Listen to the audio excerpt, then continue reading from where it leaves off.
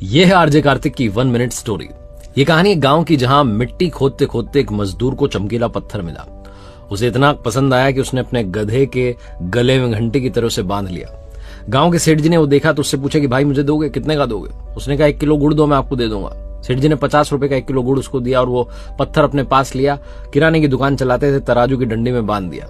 एक जौहरी वहां से निकला तो उसने देखा कि हीरा तराजू की डंडी में ऐसे ही बंधा हुआ है। उसने पूछा सेठ जी से। सेठ जी ने कहा हमारे गांव का चमकीला पत्थर है, हमारे यहाँ की मिट्टी से निकला है। उसने कहा मुझे दे दो। सेठ जी ने कहा 100 रुपए। जौहरी कंजूस था, उसने कहा 80 रुपए। सेठ जी कहने लगे भाई 50 में तो मैंने लिया, 100 का तो मैं दूंगा, डबल बेनिफिट लूंगा। वो कंजूस जौहरी सोचने लगा कि कल आ जाऊंगा, कल इनको मना लूंगा। चला गया।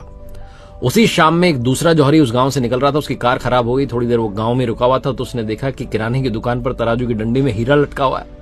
उसने सेठ जी से कहा कितने रुपए? सेठ जी ने कहा 100 रुपए, 1 रुपया कम नहीं। तुरंत उसने 100 रुपए दिए, वो हीरा लिया और निकल लिया। अगले दिन फिर से कंजूस जौहरी आया, आकर के देखता है कि तराजू की डंडी में से हीरा गायब था। उसने पूछा कहां गया? सेठ जी ने कहा आया था, 100 रुपए देकर के तुरंत लेके चला गया। वो कंजूस जौहरी सेठ जी पर गुस्सा निकालते कहने लगा तुम्हें पता भी था वो चमकीला पत्थर नहीं था, हीरा था लाखों का। सेठ जी ने कहा मुझे तो कुछ पता नहीं था, लेकिन तुम्हें तो पता था। तुम 20 रुपए के लिए झिकझिक करते रह गए और कोई 100 रुपए देकर के सीधा निकाल ले गया। लाइफ में अपॉर्चुनिटी ठीक ऐसी आती है, लेकिन हम उसे टालते हैं कल पर, परसों पर, और बाद में सिर्फ पछताते रह जाते हैं।